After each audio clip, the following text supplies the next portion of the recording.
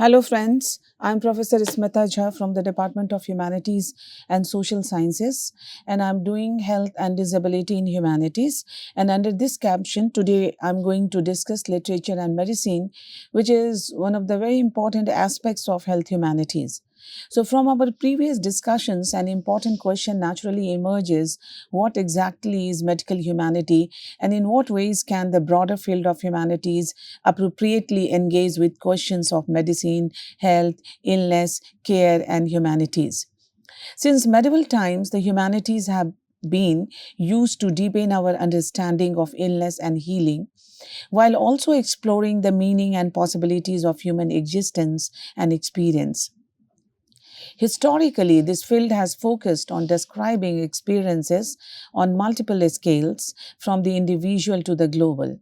In its recent developments, medical humanities engages in constructive criticism of the experiences of illness and examines the transformation of individuals through treatment.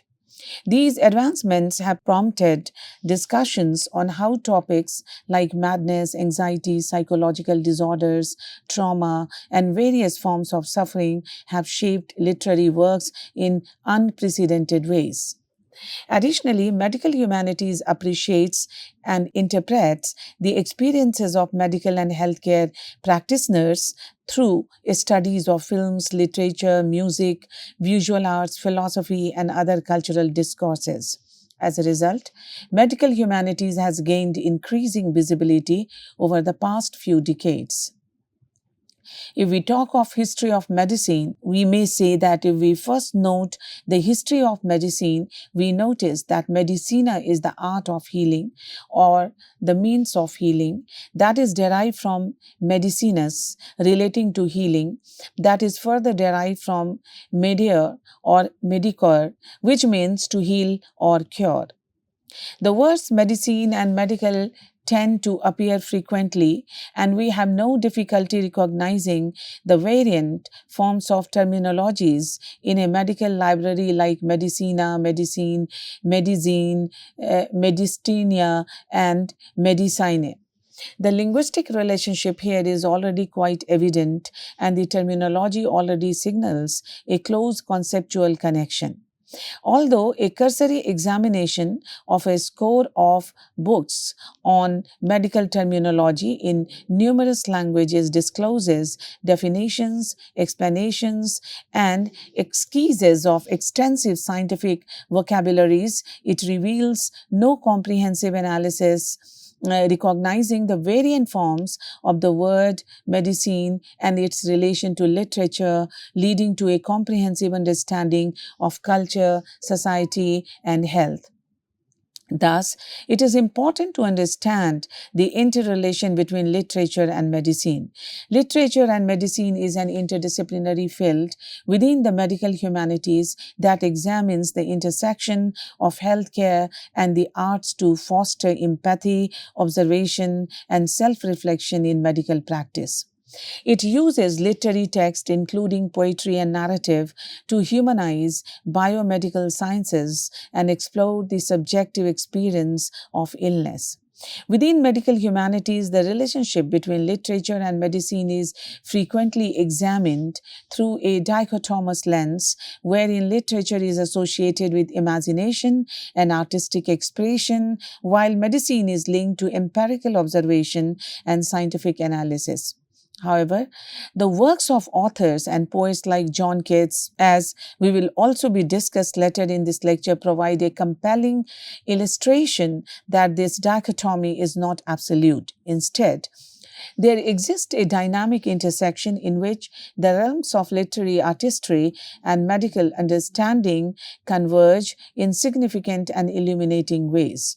For instance, Keats' incorporation of medical knowledge within his poetry enriches the text with a distinct blend of intellectual insight and emotional depth, thereby demonstrating the potential for productive synergy between these two fields. Why literature and medicine? Why there is a need to discuss literature and medicine together?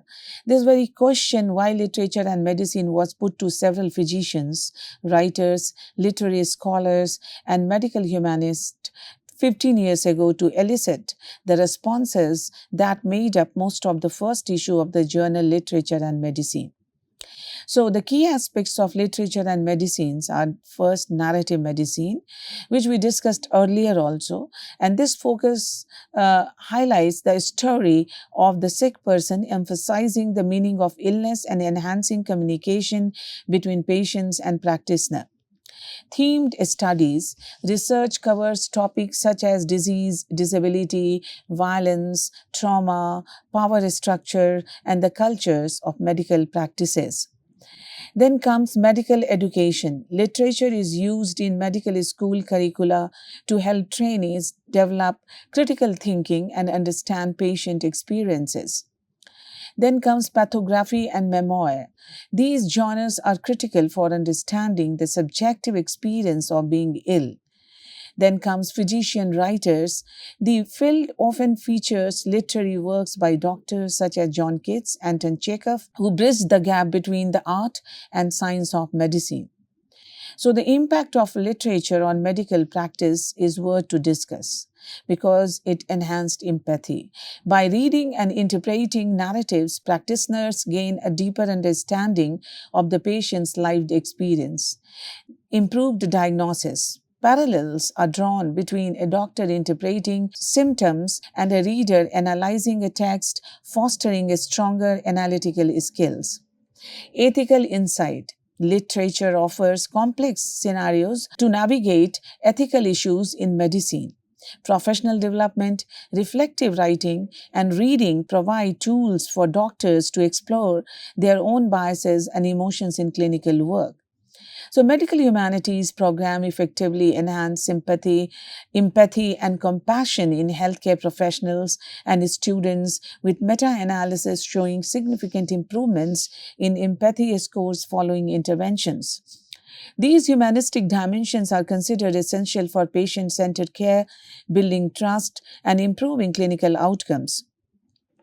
Now, some of the benefits of enhanced empathy and compassion within this intersection of literature and medicine include patient outcomes, correlates with better chronic disease management, reduced symptom severity, and higher patient satisfaction. Then comes clinician well-being. High levels of cognitive empathy and understanding can reduce burnout, whereas unchecked effective empathy, feeling the patient's pain, may increase emotional strain if not properly regulated.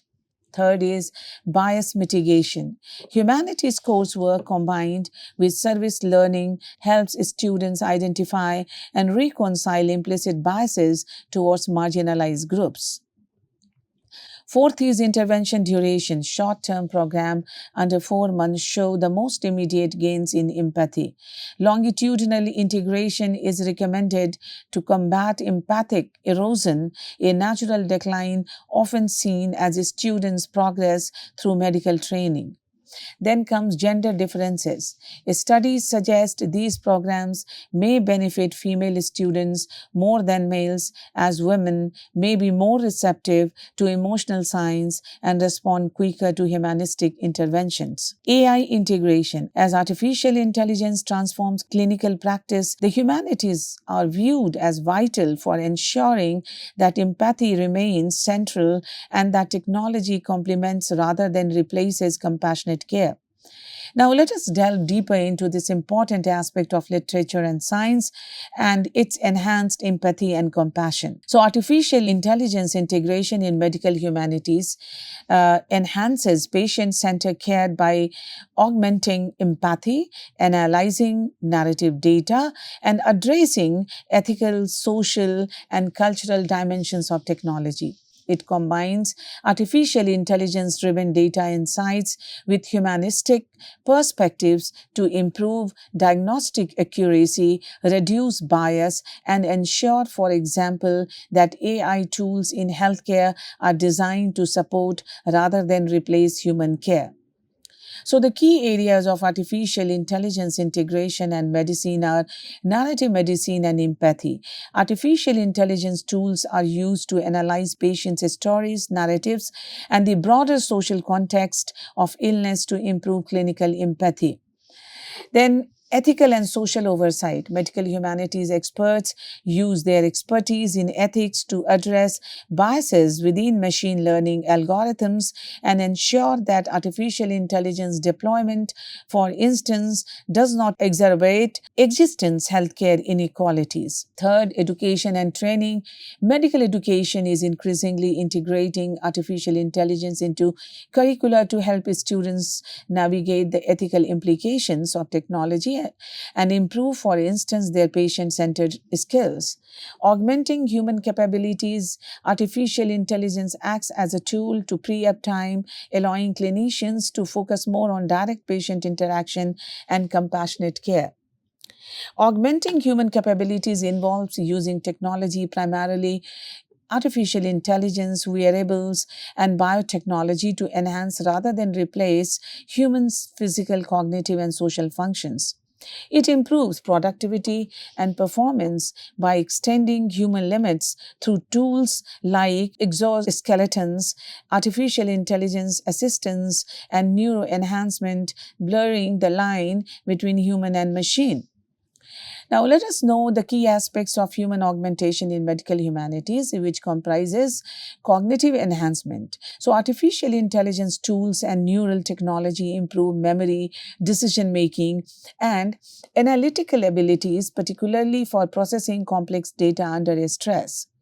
Cognitive enhancement in the medical humanities explores the ethical, social, and philosophical implications of using drugs, technology, or techniques to improve normal brain function rather than treating illness. It bridges neuroethics, literature, and sociology to analyze how society defines normal cognition and the risk of inequality, coercion, and loss of authenticity.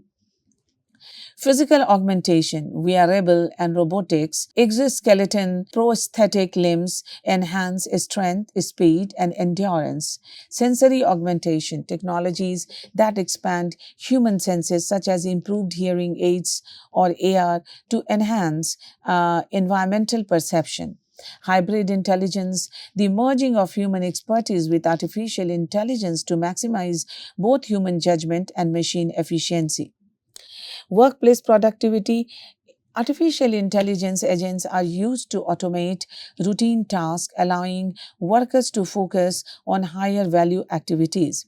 Healthcare and wellness technologies monitor health metrics in real time, such as monitoring routines in nursing homes or using artificial intelligence health coaches to guide behavior.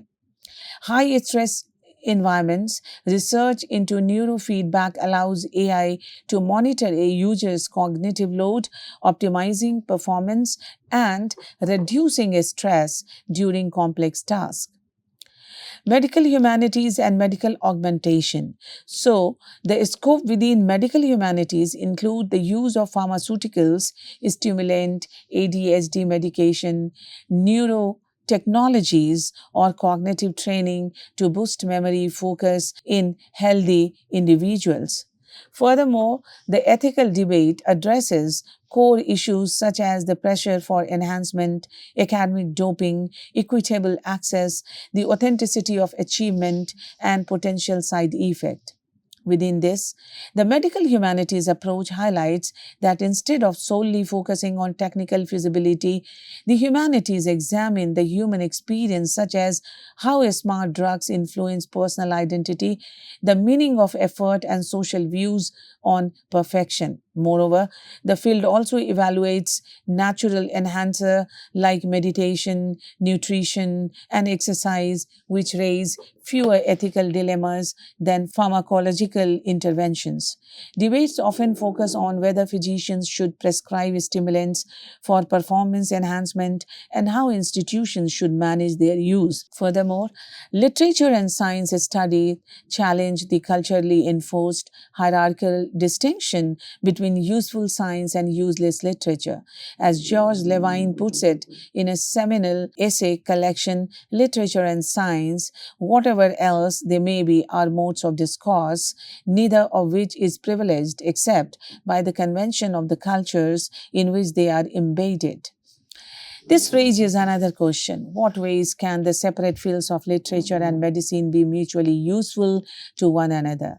And why is the critical approach of the current second wave of the medical humanities so important in thinking about how we can answer this question without reducing or conflating the specific analytical tools and knowledge that both disciplines have to offer?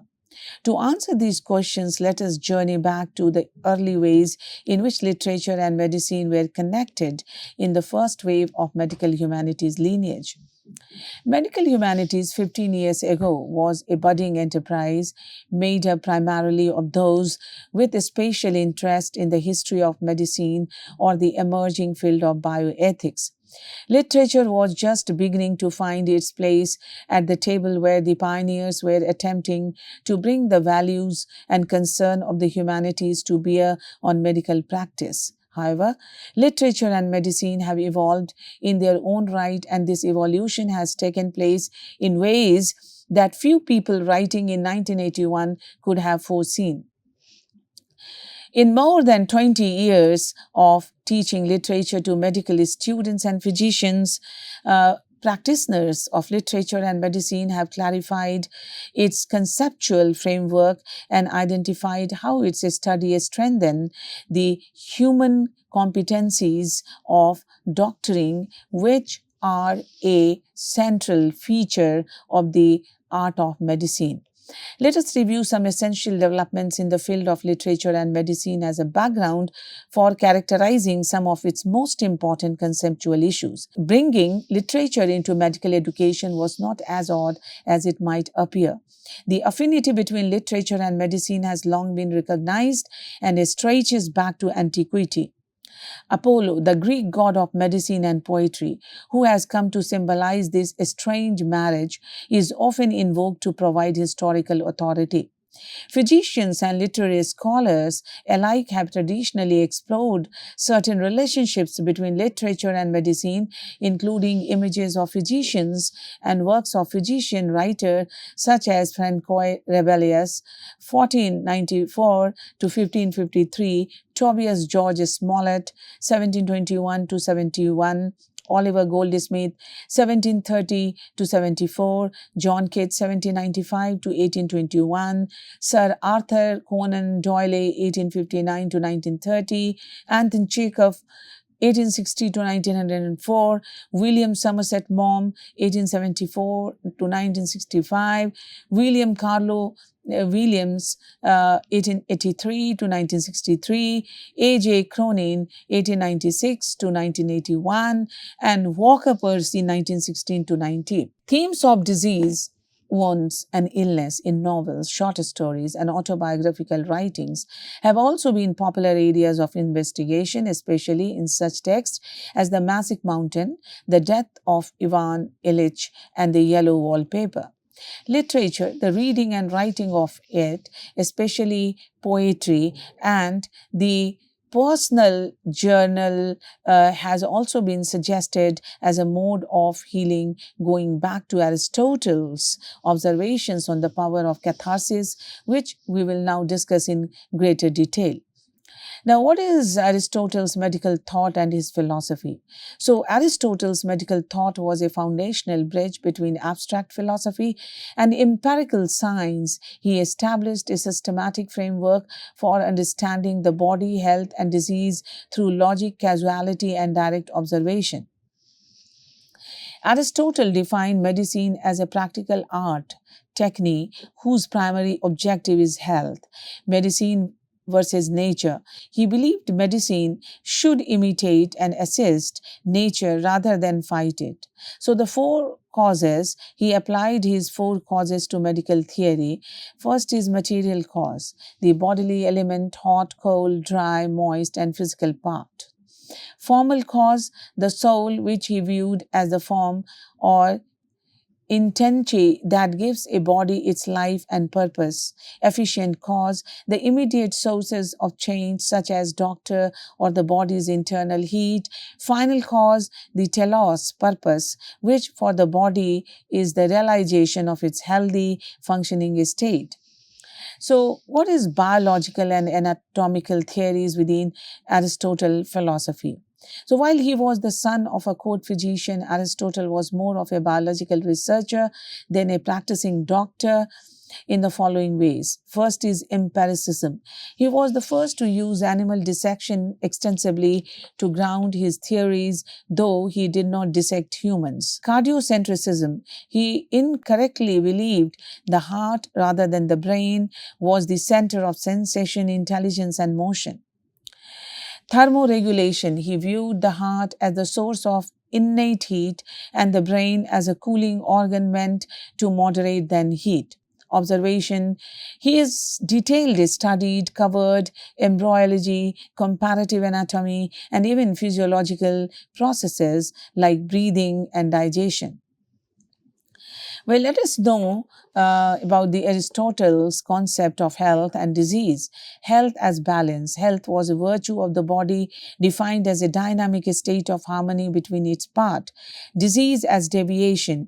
Disease was a privation or a deviation from what is according to nature. Kata physine. Body and soul unity. He rejected the idea that diseases were divine punishments, arguing instead that health required a harmony between body and soul. So, if we talk of historical and modern impact, ancient authority, his works formed the intellectual backbone for Galen, whose system dominated Western and Islamic medicine for 1500 years. Arabic and medieval medicine, scholars like Avicenna and Averroes synthesized Aristotelian logic with medical practice, making it the standard for medieval medical education. Precursors to modern science. Today, he is often called the godfather of evidence based medicine for his dedication to finding rational, observable cause for every medical phenomenon. Coming to catharsis and medicine within Aristotle philosophy, we can say that catharsis is the emotional cleansing or purification an audience experiences through the pity and fear evoked by a tragedy.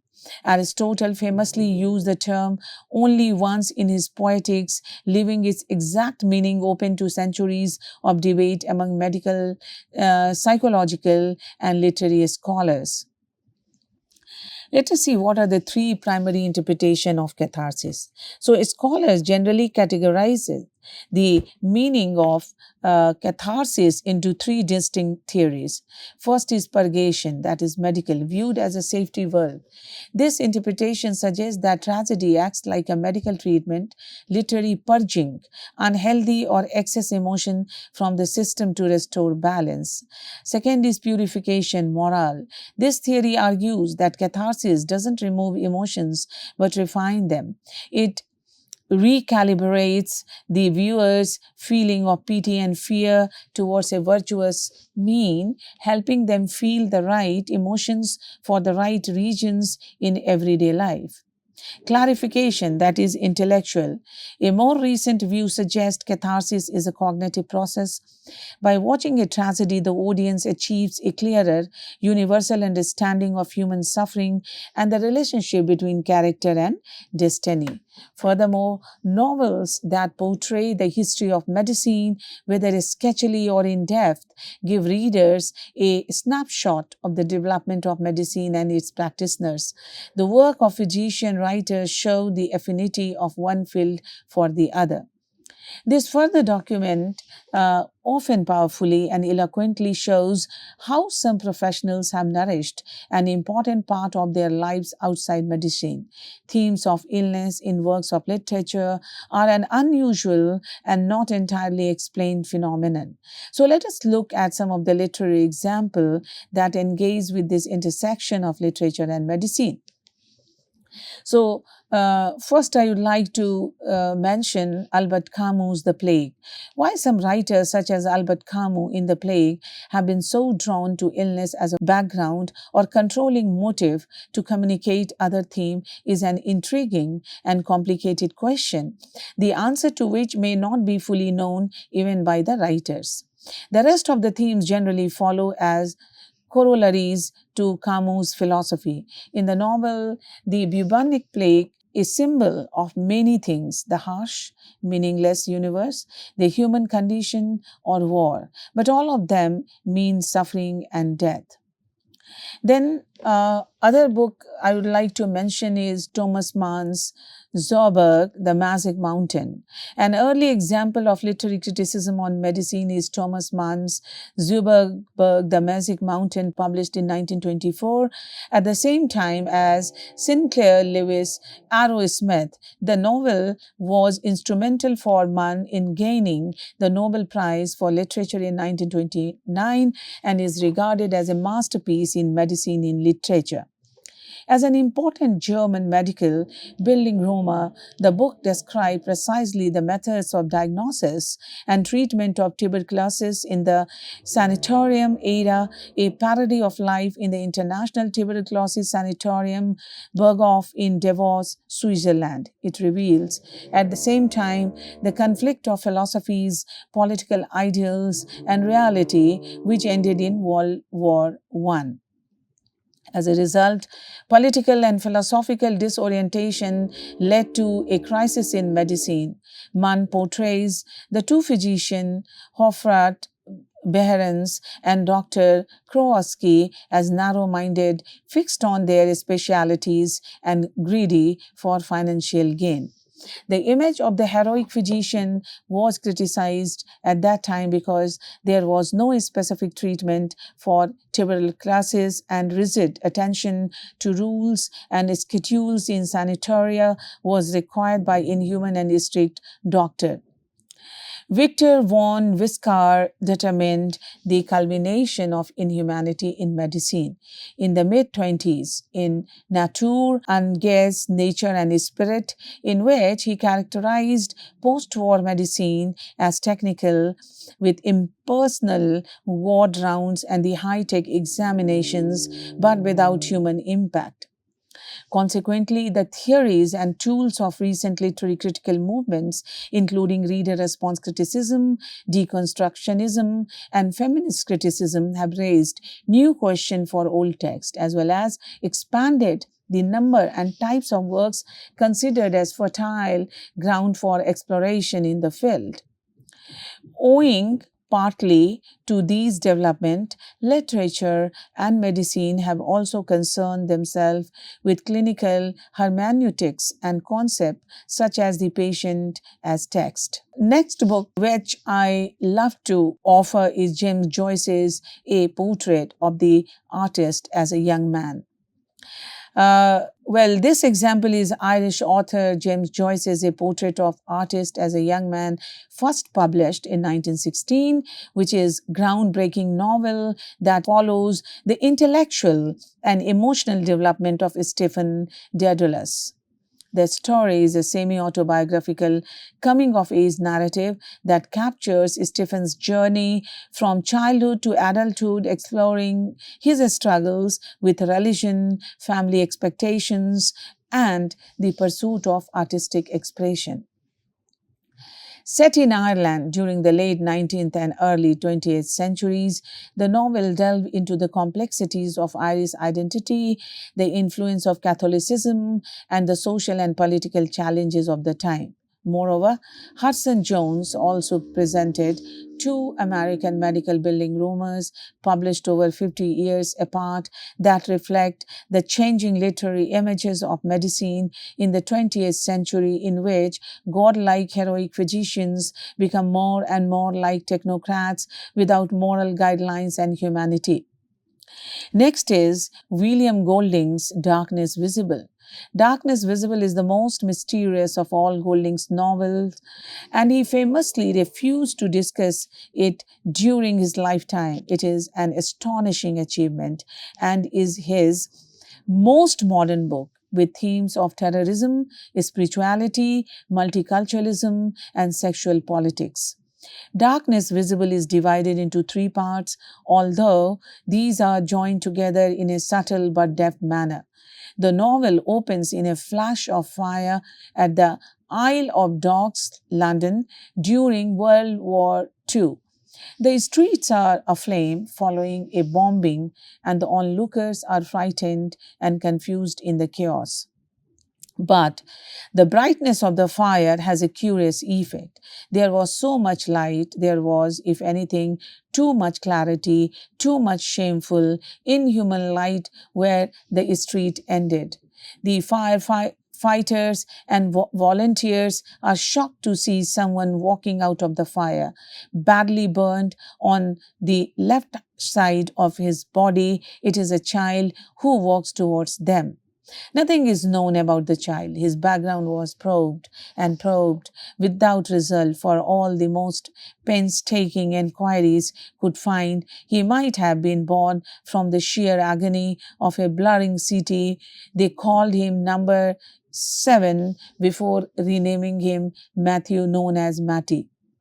William Stroyson, Darkness Visible, thus offers an eloquent testimony of how it feels to suffer severe depression, and I have seen it give sufferers to promise and an encouragement that they, like Staron, might find a way back to the light. Similar to Darkness Visible, here is a list of books that is as plural as the humanity that pours through the clinic, such as Ray Robinson, Electricity when talking about life with severe epilepsy; Annie Dillard's The Abundance, 2016, while exploring the place of wonder in sustaining our lives; Andrew Solomon's Far from the Tree, 2014, on the challenges of caring from a disabled child; Ben Orkey's poem To an English Friend in Africa, 1992, relates to a discussion about the trials and reward of NGO work. Well, that is all for this lecture. In the next lecture, we will move ahead in our discussion of the examples of literature and medicine, including the influence of John Keats and his poetry in this literature medicine intersection, and also the presence of literature and medicine within ancient literature of India, further comparing it with interconnections found in other civilizations. Till then, thank you very much. Let us meet in next lecture with a new topic.